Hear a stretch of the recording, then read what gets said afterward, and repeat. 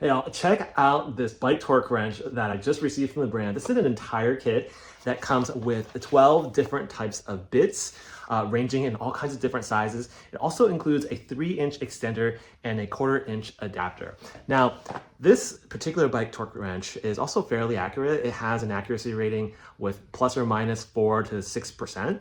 And as you can see, it also has two types of measurements. It has measurements in Newton meters and also in inches and pounds. And so it's very easy to operate. All you have to do is push down, and then you can rotate to exactly the torque that you would like for your particular bike. Now, certain bikes have certain torques depending on the area of the bike and the frame that your bike is built with. So depending on that, once you find exactly the torque that you want, you can just pull up on this little ring and it locks in place. And as you're using this, once it reaches that torque level, you'll hear like a very subtle click. It's hard to hear over the microphone, but you'll be able to feel it and hear it as you're using this. Now, I would probably recommend just practicing. If you haven't used one of these before, practicing on like a chair or furniture or anything else that is compatible with this type of torque wrench.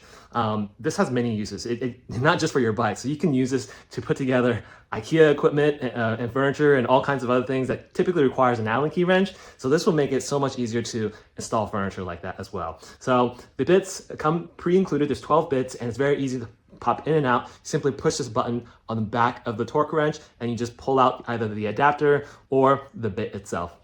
But hopefully you found this helpful and have a great day. Check out the link in the description or scan the QR code to see my Amazon picks. Don't forget to like, subscribe, and I'll see you in the next one.